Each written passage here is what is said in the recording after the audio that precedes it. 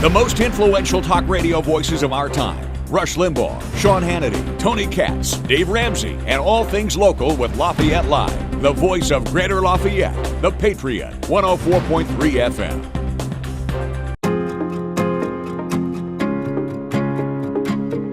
Tonight, it's the 2020 Candidate Forum for the Tippecanoe County Council, presented by Star City Broadcasting and the League of Women Voters of Greater Lafayette.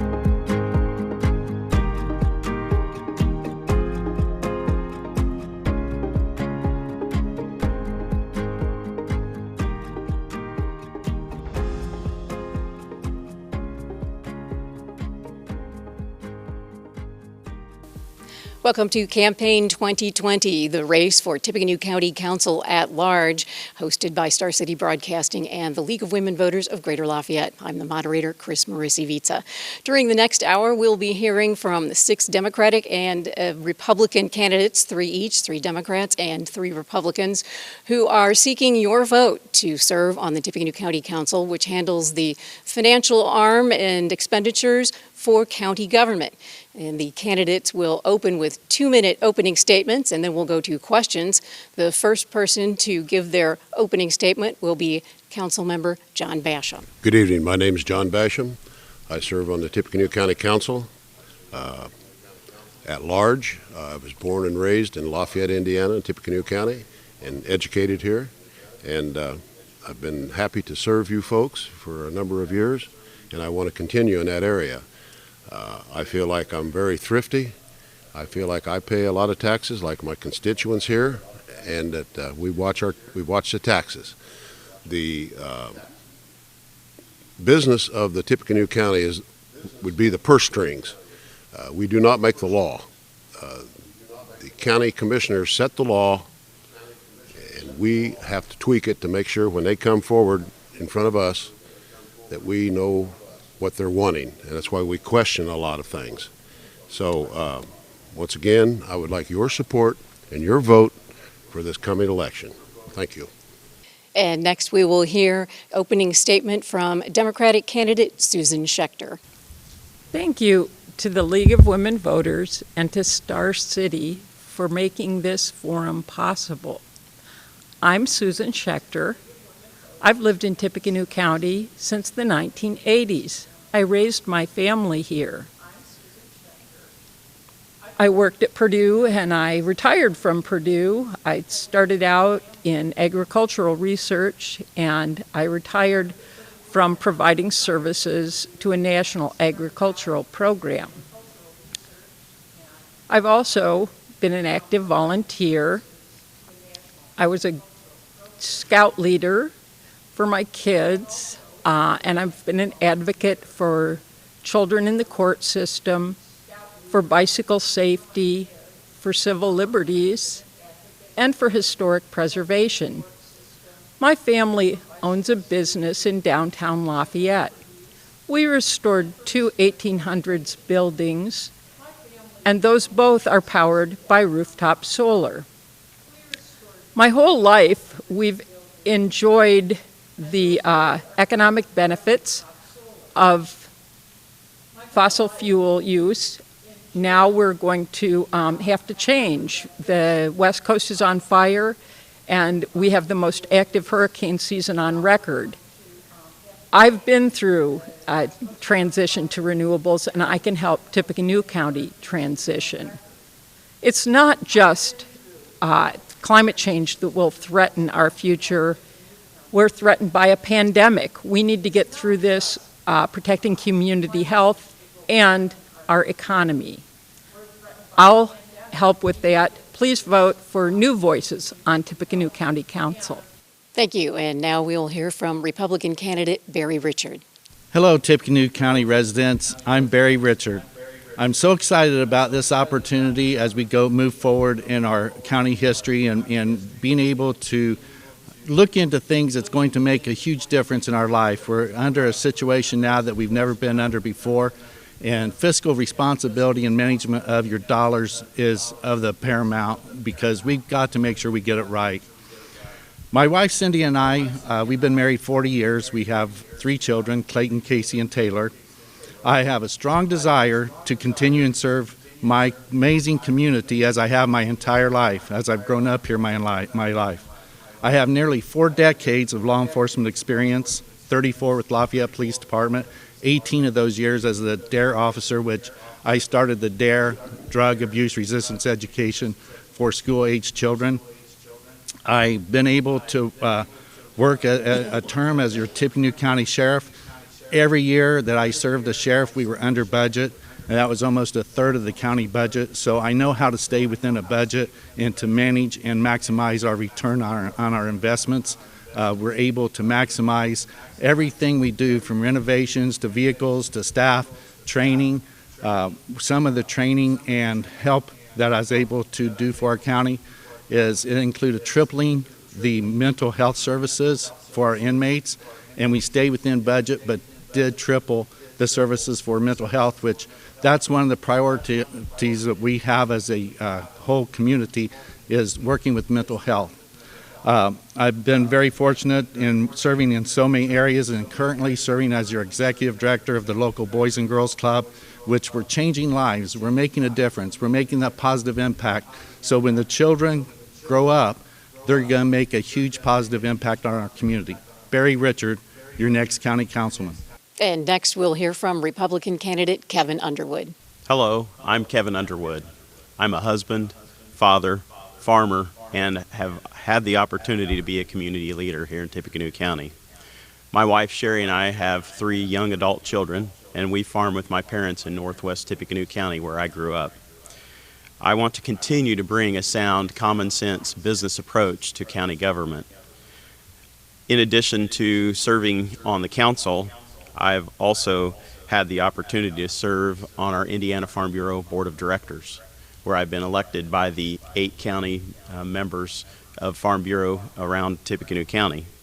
I also serve on our C3 Church Board of Elders, and related to the county council, I have just been elevated early this year to the council president position after the sudden death and loss of our council member Brian Metzger.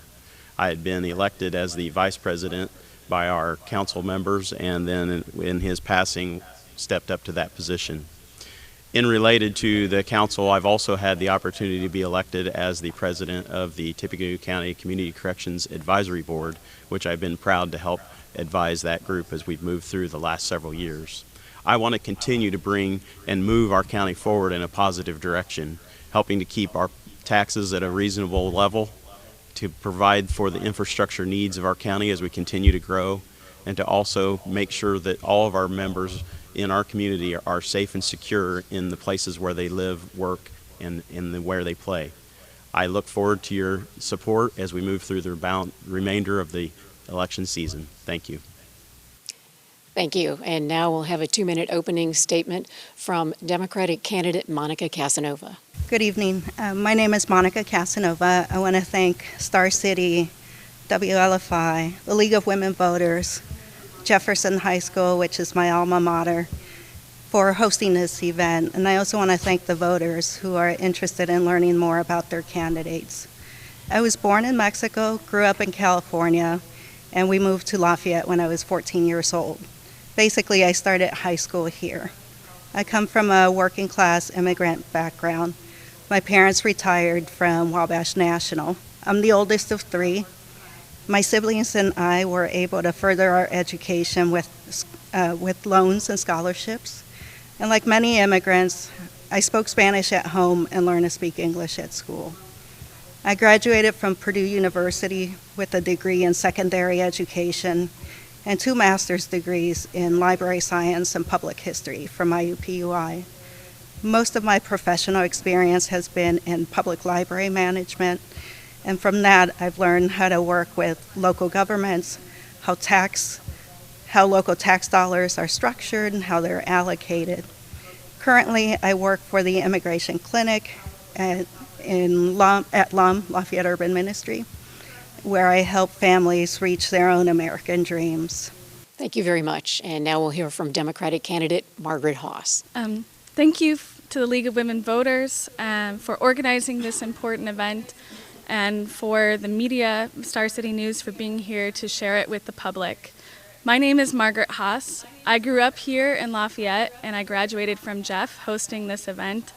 I went around the world for my studies, but I came back here in 2016 because I believe in this community, and I believed it was a crucial moment in our nation's history as well. Now we are faced with another important historic election, and we have an opportunity to make a change. I'm running for county council because I think it's time for new voices. It's time for a council that models leadership and brings the community into its decision making. Budgeting is not just about numbers and balances, it's about the priorities and values we have as a community. It's also about accountability. On one hand, yes, it means keeping other departments in county government accountable, making sure their spending is wise, but it also means being accountable ourselves as public servants to the public. Being accountable to the people who live in this community and the values we hold. As a community organizer and educator, I know that listening to people is really the key. It's the key to building the broad coalitions we need for a better future for all of us. So what does that future look like? Well, I envision a county that is proactive in welcoming newcomers, a county that invests in community care rather than incarceration, a county that does everything it can to encourage free and fair voting, a county that is transparent in its decision-making and accessible to all, a county willing to invest in each one of its residents to guide us through the pandemic and beyond. I urge you to vote for me and my fellow Democratic candidates if you share that vision. Thank you. Our first question will go to Susan Schechter, and the question is, the Tippecanoe County and the cities and other jurisdictions approved a new public safety income tax. What is your priority for those dollars that are being collected? How should that money be spent? We spend currently in the county over half of our general fund on criminal justice from 911 through incarceration. Now there's additional money. I think that money needs to be spent to efficiently and effectively prevent people from being involved in the criminal justice system. When we have police as our only tool, every problem looks like a crime. Mental health is not a crime. Mental health issues are not a crime. Substance misuse disorder should not be a crime. It should be a health care issue. So we need to be smarter about how we spend our money. And Barry Richard, the same question to you. Thank you. This is definitely a priority area for our community. Fortunately, I have nearly 4 decades, as I said, in law enforcement, and this is going to be a huge benefit and asset to our council, as I know the inner workings of the police department, the sheriff's department, also the relationship building between not only other law enforcement agencies, but also the mayors of both Lafayette and West Lafayette, all of us working together. But we got to make sure that, as I said before, mental health issues is a huge part of our issues that we have, and we got to address those. And you got to come up with ways that you can serve that population without just incarcerating. You've got to have programs. While I was sheriff, I was able to start the community navigators with volunteers that made a huge impact on their lives and letting them get back out in the community, get a job, get housing, and become successful working citizens in our community. Kevin Underwood, what is your priority or priorities for the new revenue coming in from the public safety income tax? One of the things that we've definitely got to continue to move forward with is the continued movement toward working with community corrections and probation in order to provide those services to those folks who find themselves entangled in our criminal justice system, and being able to help them get the tools that they need to be able to become reformed and folks that can be citizens that can be a part of our overall health and safety of our life in the community. And so that's a big area from my perspective that we need to continue to move forward in as we move forward with this. Candidate Monica Casanova, what is your main priority for that public safety income tax revenue? My main priority is to prevent people from ending up in jail. And I approve and support programs such as Carry Home that really intervenes at a very early age to prevent them from going to Carry Home and that being a pipeline to the prison system. So I think we have to intervene early and make investments in our community in terms of amenities, so our schools, our libraries, our parks, and really making sure that we're addressing root issues such as mental health, substance abuse, and poverty. And Margaret Haas, what is your priority for that public safety income tax revenue? Yeah, I think we have to acknowledge, first of all, that we're having a national conversation right now about public safety, right? What it is, what it means to people, and who it's for. And we can't really answer this question just looking at the side from law enforcement or governmental leaders. We need to get input from people who have been in that system, who have interactions with law enforcement. Because when I talk to people who have been in the jail, who have had contact, who've been in community corrections, they have very different perspectives on this issue and what public safety means for them. I think we need to invest in community care and restorative justice that really considers how to reduce harm and how to serve the communities that are being policed. And that requires that kind of community input. And that's why we really need to have those community conversations and bring everyone to the table to learn what public safety means for us. John Basham, what is your priority for the new public safety income tax? Well, we're talking about the public safety tax. It's lit, local income tax, and I supported that. It helps the police officers, the law enforcement. It also helps the fire department, and it puts more good men and women on the force. Now, I understand where my constituents are coming from about going into community care, because I listened to the national convention last night of the NAACP, which I am the treasurer. But I see in part where my constituents are coming from. But that the local income tax, was not designed to go further than where it's made now. So my encouragement would, and it's happening, I went on the police route here and passing out snow cones to 1,000 kids in this community 2 weeks ago. And the police department, they're good men and women, interact with the public. And as long as you do that, you get a different perspective. Thank you. And there's 30 seconds for rebuttal. Is there anything candidate Susan Schechter would like to add to that? Yes, I would like to see a service similar to the 311 service that other communities have tried that will allow people to get services that are not police for soft situations like mental health crises and substance abuse crises. Barry Richard. Yes, I would like to just mention, too, about LIT, the local income taxes that will allow for public safety, for it to be used more in the training aspects, because if you look at situations, and particularly nationwide, a lot of the incidents that had occurred and that were wrongful on the law enforcement side, it was due to lack of training. And if we can enhance the training and have the officers be able to perform at a higher level, it's better for everyone involved. Kevin Underwood.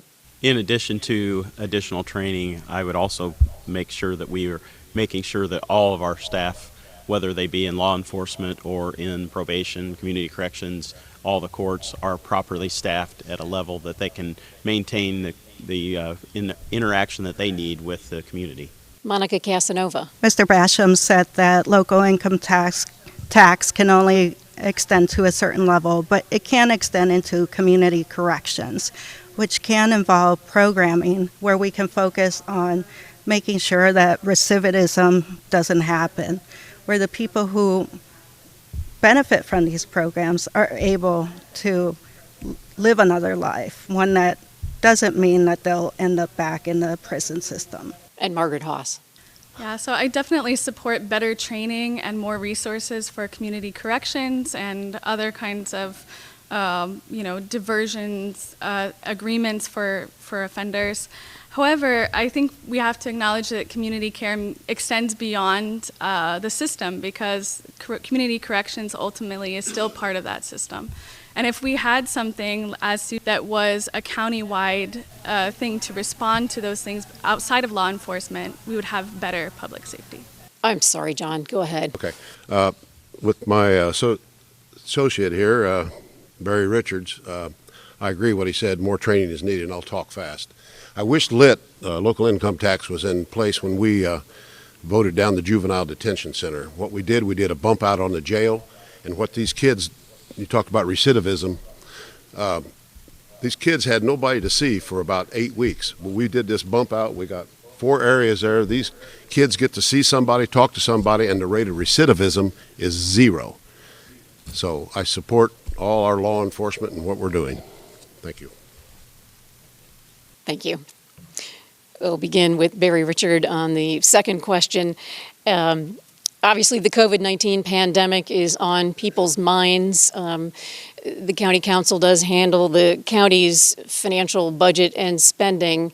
What 1 or 2 initiatives would you propose within the confines of what the county council can manage and address? What do you feel the county should be doing to address COVID-19 in the community? With this topic, the COVID-19, the coronavirus, and the unknown, we really do not know the extent and where it's going to go.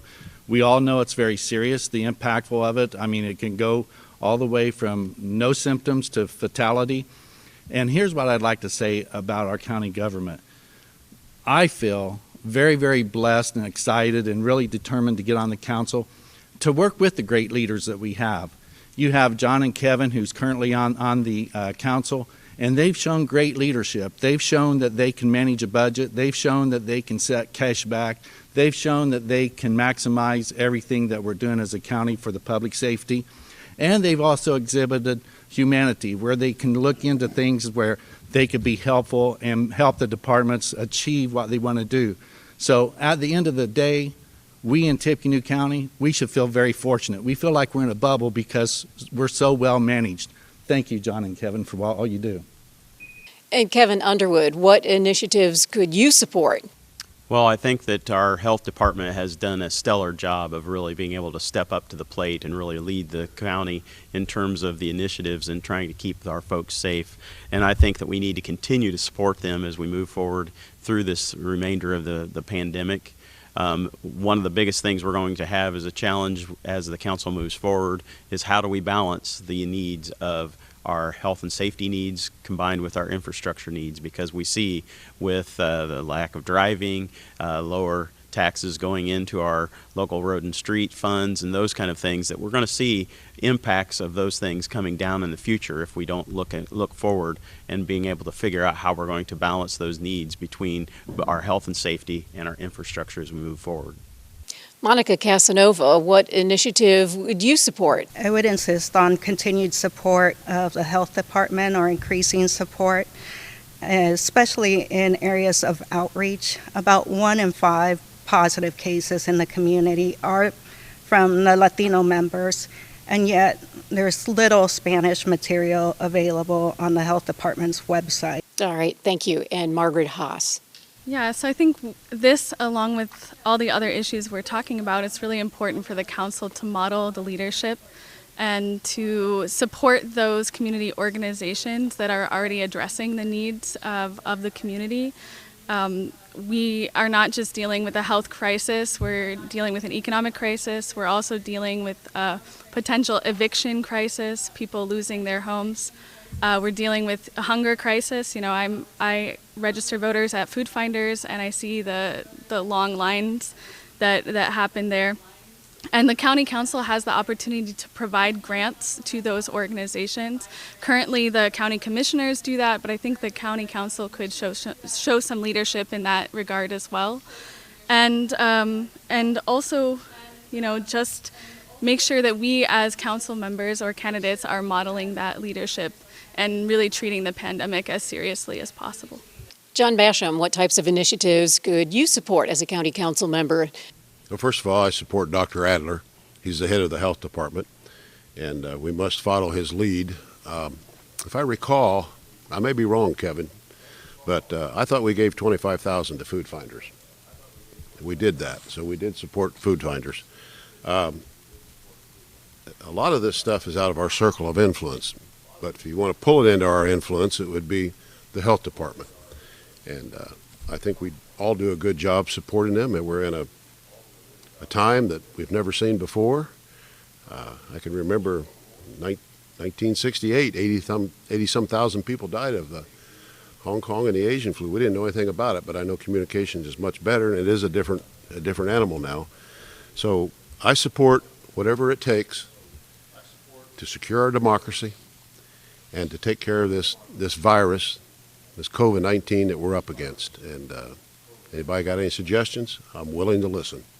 Susan Schechter, what types of initiatives would you support to address the COVID-19 pandemic? I would like to see maybe a community roundtable that would bring community organizations and businesses together to talk about what we can do and be ready to support some grants for the best ideas that come out of that. I think leadership is very important. One thing that we do know is that wearing masks can slow the spread of COVID. We need to wear masks correctly to show our community how to do that. We aren't nearly through this. We have a lot yet to go. Purdue is in session, and that's really helping the economy in our community. So we have to do everything we can do to support Purdue's being able to keep the students on campus safely. Thank you. Barry Richard, 30 seconds rebuttal. Again, we go back to what I really feel is important is our current leadership on the county council. They do a great job. They make sure that they're looking in, as John and Kevin has pointed out, $25,000 went into helping food finders, and obviously food insecurity is also one of those topics that we need to address and keep on working, and they have done that. So the entire council, the leadership there, whether it be Republican or Democrat, they're great citizens in our community and they care about what we're doing, and I'm just thrilled to be mentioned as one of the candidates for this position. Kevin Underwood. In addition to the health department, we have to continue to work with our county commissioners and our mayors, because they obviously hold a lot of the sway in related to the different areas of our pandemic response. And so working with those folks across all demographics is very important as we move forward. Monica Casanova. I would argue that we need to invest in technology infrastructure. So for instance, our website, the county government's website, like I said, is monolingual. Sometimes it's not up to date. Technology as far as accessing recorded meetings are not available. So I would really focus on updating our technology infrastructure and making that more accessible to those of us who work from home or... Thank you. And Margaret Haas. Yeah, the final thing I would say is that with all this talk of budgeting and purse strings and tightening and saving money, we have to remember that the best way to save money is to invest in our community. And we need to do that now to prevent longer-term problems like mental health crises in the future. And that means really also communicating to all these different groups of people. We haven't seen that a whole lot when I see the health department briefings, but I support everything that they're doing. John Basham. I don't think it's out of our circle of influence because we try to do the best we can. I know I'm a business owner. I have about 1,000 students at Purdue University, and we make that applicable. We have social distancing. We have places you have to stand. You can't come to the front door. We got doorbells set up now. We have windows that slide back, and you converse back and forth that way. So we've tried everything we can, and we work with the students if they've been quarantined, and whatever it takes is what I'm willing to do. Thank you. Susan Schechter. One organization that's really stood out during this sprang up from the community. It's Lafayette Mutual Aid, and they've collected, $30,000 from the public and dispersed that on people needing help. And I think we need to keep that in mind, that we need to help our community. Thank you. All right. For the next question, we begin with Kevin Underwood, and that is, A while back, a former legislator coined the phrase the Tippecanoe way to reflect the collaboration that goes on among the Democratic and Republican elected officials between the county and the cities. And so, as a candidate for county office, what would you bring to the Tippecanoe way? The Tippecanoe way really is that attitude that our community is more important than any one individual. And especially as an elected official, sometimes I think we want to get bigger than our shoes really are. And it's just really understanding that we are truly servants to the community that we are a part of. And so that's really what sets us apart from so many communities and counties, quite frankly. With my service as on the Indiana Farm Bureau Board of Directors, I get an opportunity to visit with a lot of other folks from many other counties from around the state, and just to be able to share stories about how we interact with our mayors, with our county commissioners, with other boards. It's very striking, the difference between our county and so many from around the state, and how we do truly work together as one body to really help the community grow as we move forward. Thank you. Monica Casanova, what would you bring in terms of the Tippecanoe way to county government on the county council? I consider myself a public servant, and the professions, the careers I've chosen show that about me. I am also very much invested in the community. I do participate in different organizations. As Susan mentioned, the mutual aid Facebook group, we've actually dispersed over $40,000 to the community. So I am not in a bubble. I see families who are in real desperation, and I try to alleviate some of that by getting groceries for them, or finding other people who can get groceries for them, or raising dollars just so that we can distribute them directly to families. Thank you. Margaret Haas, what would you bring in terms of the collaborative nature of the Tippecanoe way to the county council to accomplish things? Well, this is right up my alley because I consider myself a bridge builder. I sort of grew up between Lafayette and West Lafayette, so I often think about the literal pedestrian bridge connecting those communities. But I'm also, a person who connects different organizations together in different communities. Through Greater Lafayette Immigrant Allies, we have the privilege of working with different organizations across the community, different people who speak different languages, come from different countries, have different backgrounds, and we build those coalitions to make social change in our community. And so I think that's ultimately the goal. And I love the way that different government officials work together in this area, but I think the public also needs to be brought in there, because sometimes there's an information gap between local government and the public. So we need to bring the public into that Tippecanoe way as well. Thank you. John Basham, what do you bring in terms of the collaborative nature of the Tippecanoe way to county government? Well, I feel we're doing that right now. I've been heavily involved in Tippecanoe County in charity work. If you ever looked at my push card, I've got over 30 organizations that I support, and I don't mean to be haughty about that, but the people who know me, God's been good to me, and I was born very, very poor in this community in a block garage, 20 foot by 20 foot. 5 of us lived there for 14 years, so I know what it is to be without. I think the collaboration between Democrats and Republicans is extraordinary here in Tippecanoe County. I have friends on both aisles, and when you're in a community like this, you have to work together.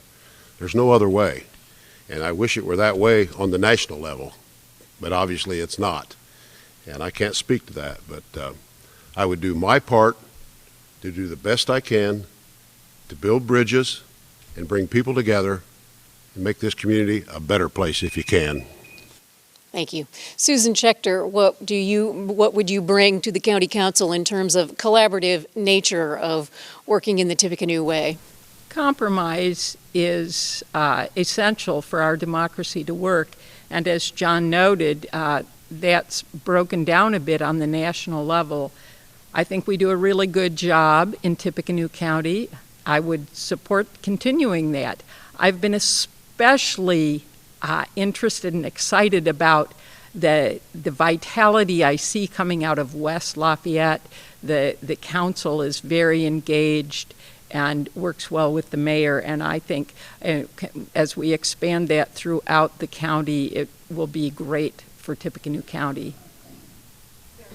Barry Richard, what would you bring in terms of the Tippecanoe Way to the county council? This is one of the areas that I really feel so positive about, because obviously we all know it's about working together. It's about being a team. Together everyone achieves more. And being a partner, being a team member, it's so fortunate that I have had the opportunity to work decades with Mayor Dennis and the Lafayette Police Department, Mayor Roseworski, Lafayette Police Department. We've been able to work on issues that's outside of law enforcement, but also community related. All the different things I've been so fortunate and blessed to help with, the Tippecanoe County Boys and Girls Club, Carry Home for Children, the Area 4 Council on Aging as a case manager for the elderly.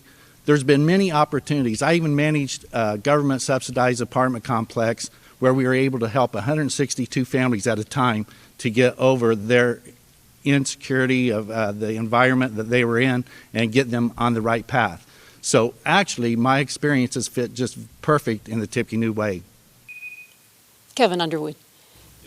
Just one addition is that with my experience on the Indiana Farm Bureau Board and also on our C3 Board of Elders, we have a motto that if once the board has made a decision, you stick with that decision regardless of way you voted on that particular issue. And I think that's the way we have to handle the issues that we face as a community as well. Monica Casanova.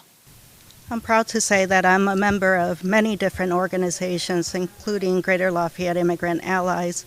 And as a board member of that organization, we work with other organizations and have formed coalitions with the purpose of registering more voters and engaging our community to be interested in local government. Margaret Haas. Okay. Sorry. Yeah. So I would just add that I think it's important when we're talking about the Tippy Way or working together that we are working with people, not for people, right? We're not working for people. It's not about charity. I still got some time, I know. But that means listening you may keep to talking people. And so despite the we've glitch. done like deep listening campaigns to get to know what people actually care about. And that's something that needs to be in our county government as well. John Basham. I said I feel like we're doing the best we can, and we're all ownership in this county, and we want the best for the Tippecanoe County. And again, it's extraordinary the way people reach across party lines in this community. It doesn't matter Democrat or Republican in this community. Everybody has an ultimate goal, and that's to take care of the issue and get it done. Susan Schechter, any follow-up? I think we can always do better. I know I, as an individual, can always do better. And Tippecanoe County has done a good job of cooperating throughout the county. And I think we can cooperate in saying, how can we be even better? Barry Richard. One thing I've always said throughout my life, and I continue to say it, is there's no place like home. And we all are so fortunate to be residents of Tippecanoe County because our county government, city governments, all of us working together. If there's a true issue that's out there in our community and that they need our help or our assistance, we're there for them. And any need that we have in our community, we always step up. Someone's there willing to step up and make it happen for the benefit of our community. Yeah, I'm sorry. Okay, our third question. We'll begin with Democratic candidate Monica Casanova, and it's regarding climate change and the environment. There have been gatherings, protests, demonstrations in the past year in West Lafayette and Tippecanoe County and Lafayette regarding citizens who want to see some climate change action happen. What types of activities would you support in terms of what the county council would address with regard to climate change? Sure. I fully support those young leaders, and even though they're much younger than me, I consider them leaders in the community. I would support reducing our carbon footprint, transitioning to electric vehicles, transitioning to renewable energies like solar power, things that we can really invest in now that will make a difference in the long term. Thank you. Margaret Haas. Well, I'm so fortunate to have learned from my fellow candidate, Susan Schechter, a lot about this issue. She's really the expert. But I think as far as we look at our county government, we have the opportunity to model leadership. And this is really an issue where everybody has to come together. And the county, as the organization above the cities and the university, has that role of leadership. And unfortunately, the things that have been done in the past often overlooked this opportunity. So we're doing this huge expansion and renovation of the fairgrounds, but we haven't really considered how to incorporate renewable energy for the future. And I'm sure Susan will tell us more about that in just a bit. Thank you. John Basham, what types of initiatives might you support in terms of climate change and what the county council can address? Well, I worked at Eli Lilly for 28 years in environmental, so that's kind of a spot in my heart that I take in seriously. We had some of our waste streams. What we did there, to tell you, we segregated the biological waste and the hazardous waste, and saved a lot of money and a lot of poison in the ground. Now, from my personal standpoint, the incineration, I've always been an advocate of solid waste incineration. I don't believe you can just continue to bury waste because it leaches into your aquifer. And I was always an advocate of solid waste incineration. I won't say that's what we need here in Tippecanoe County, but we could blend with other counties to do something like that. And I've always been an advocate to saving the environment for our future families, and I would do the best I know how. Thank you. Susan Schechter, what types of environmental initiatives might you support as a member of the Tippecanoe County Council? Well, we can put rooftop solar on any new building structures. We can retrofit structures with rooftop solar. I have rooftop solar on 1800s historic buildings. Nobody even notices, except for me. I drive an electric vehicle. There's an awful lot of vehicles that the county purchases. The sheriff's department, I think, requested 23 new vehicles for the 2021 budget. No reason why some of those couldn't be electric. The fairgrounds was a missed opportunity. We need to think about opportunity costs when we choose to spend money one way. We give up on opportunities to spend it another way. We need to keep our children and our grandchildren in mind as we budget in Tippecanoe County. And Barry Richard, what types of environmental initiatives might you address as a member of the County Council? I too believe that as we look forward as the County Council, we look at the budget and we look at the funding of facilities and buildings and vehicles and so forth. Each time we do that, we need to look at solar panels. We need to look at electric vehicles. We need to look at that. And sometimes I think that you may get scared off. The initial cost may be a little bit more, but then as county property, you're going to own it for many decades, if not a lifetime. So that initial investment that you make today will pay off down the road. So definitely we want to be looking at how we can conserve energy, how we can cut costs, how we can move forward, and for the generations beyond ours, make it a better life, make it the air quality what we want it to be for them, and to continue to always think of what's best for the long term, not just the short term. Kevin Underwood, what types of environmental initiatives would you support as a member of the County Council? Well, I think it would be very important for us to continue to look at ways that we can very effectively handle our waste management efforts and recycling and those efforts as we move forward into the future.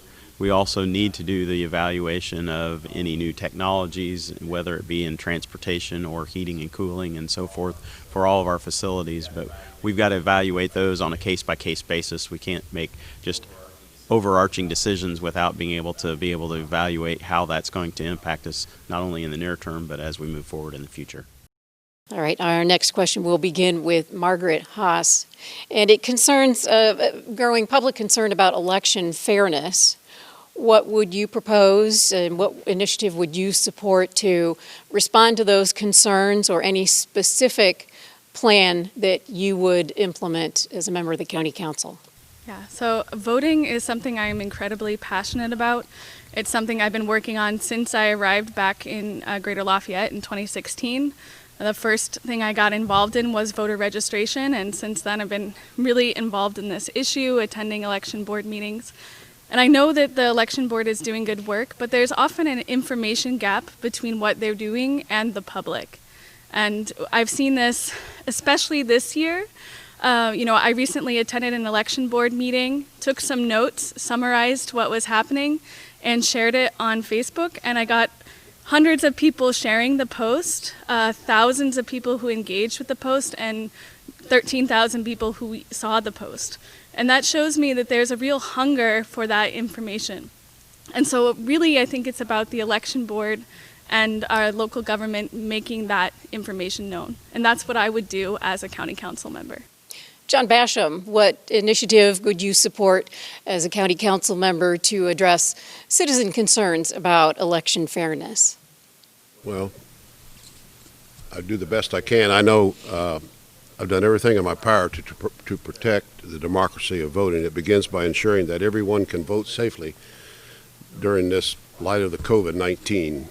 And I have supported funding to achieve that. I have support having a bipartisan team process and the elections, and our IT departments continue working together, keeping our infrastructure secure. We are currently working with the Board of Elections to produce new machines to replace the old machines. And I'm sure that safety will be at the foremost, and we're also going to have paper trails that we can go back to and see how things have transpired. So I do everything in my power, that's within my power, to protect the voter and to protect the safety of the voter, and know that when your vote is cast, it's counted. Thank you. Thank you. Susan Schechter, do you have any specific proposals that would address concerns about election integrity and fairness? Transparency and communication are really important. There's a lot of misinformation flying around about elections. I think we could make informational videos to post showing how to vote and then how the voting is counted, and that would help people understand both how to vote safely and then to trust that their vote is being counted. I also am concerned about capacity. In 2008, the lines at the polls were incredible, especially on campus. So I think we need to be really careful that we have the capacity to handle the demand for. I think this will be a huge election. Barry Richard.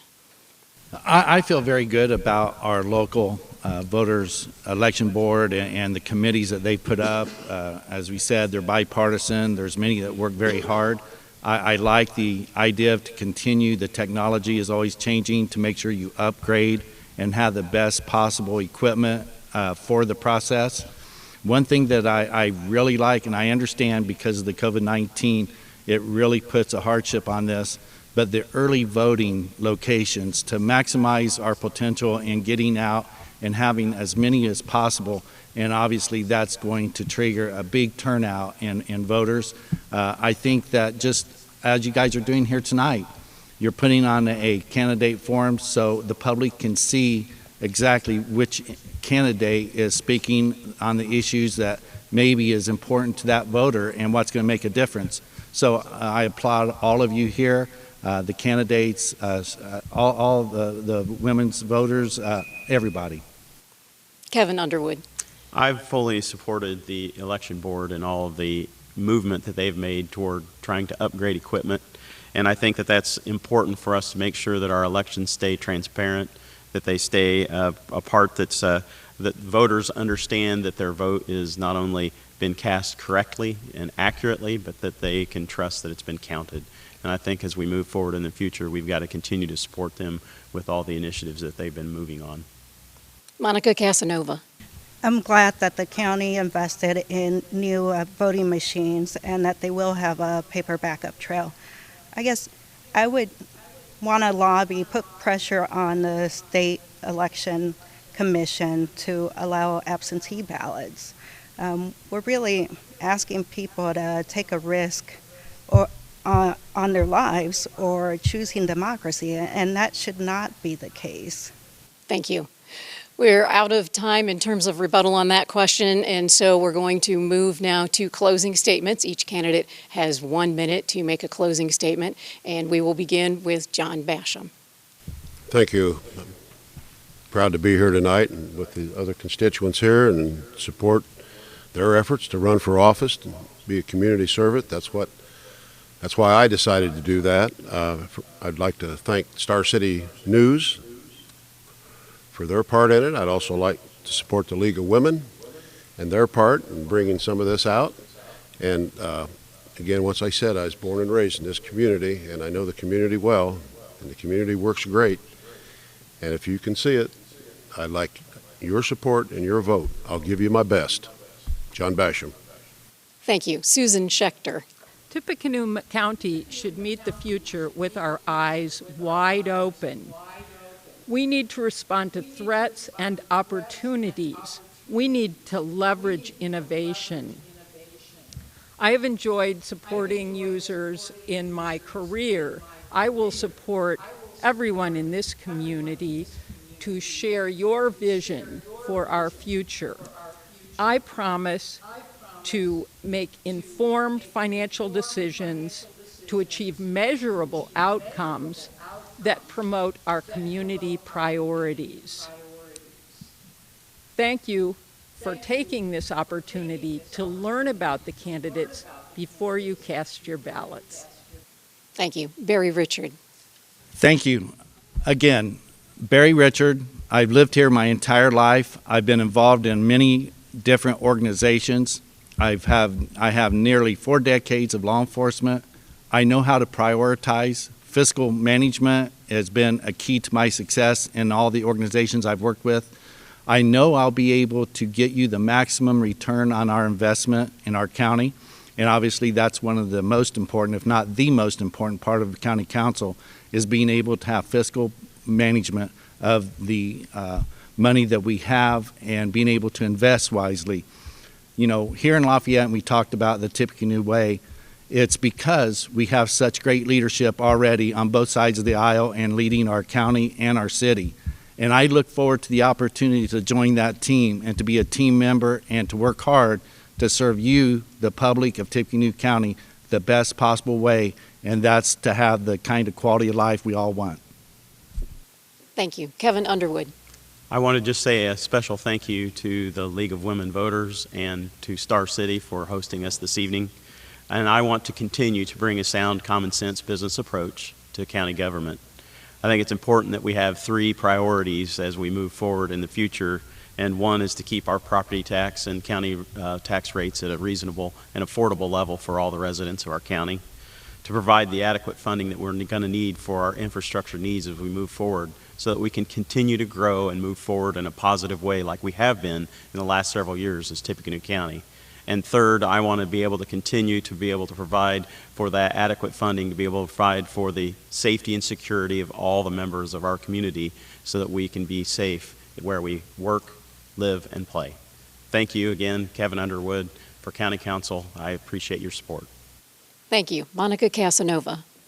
I ask for your support now and your vote in November. I, along with Susan Schechter and Margaret Haas, will ensure that Tippecanoe County strives for a progressive vision. I have been a public servant. I have experience working with local units of government, such as the State Board of Accounts and Department of Local Government and Finance. Most of all, I want to ensure that Tippecanoe County is representative, the council's representative of the community it serves, and that we invest in the long-term well-being of everybody in the community, and that we continue to be a welcoming community for all. Thank you. Margaret Haas. Thank you for listening to us tonight. To the voters out there, you have a choice this November. You can choose to do things the way they've been done in the past, or you can vote for new voices to bring fresh ideas to our county council. We, the new voices, believe in a community that supports its residents and is willing to invest in people and families for the future. We believe in a county government that is truly accountable and transparent in the way it works. That means not only guiding families through this devastating crisis of COVID-19, but also building better community care now to prevent the next crisis, whether it's a crisis of mental health, substance use, eviction, or climate change. It's time to invest now in the residents of Tippecanoe County. It's time for new voices. Thank you. We want to thank the candidates for their time and willingness to participate in this forum. And we thank our viewers for investing time in learning about the candidates so you can cast informed ballots. A deadline to register to vote is October 5th. Early voting begins October 6th, and Election Day is November 3rd. You can continue to get election coverage on Star City Broadcasting and go to the League of Voters, Vote 411, and we will continue to provide information about the candidates. Thank you again, and have a good evening.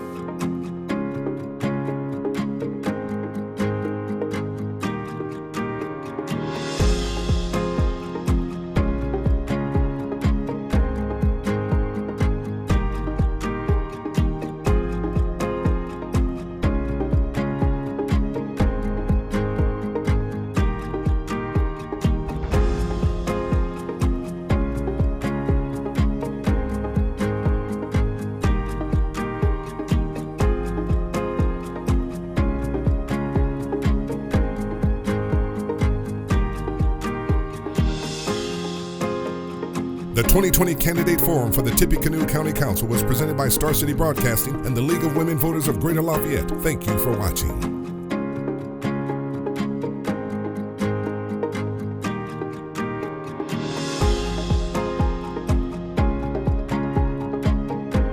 Z96.5 WAZY is your home for Purdue football. Join us for Purdue Game Day 2 hours before the kickoff of every Purdue game. And then it's the Boilermaker Sports Network pregame show 1 hour before kick. Purdue football on Z96.5 WAZY.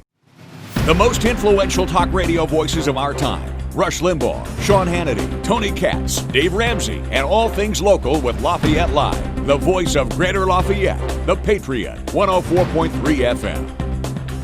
People from all across the Greater Lafayette area were asked what TV stations and shows they watched. And one group of TV stations came out on top: Star City Broadcasting, ABC 35, NBC 16, Fox 16, and Me My TV.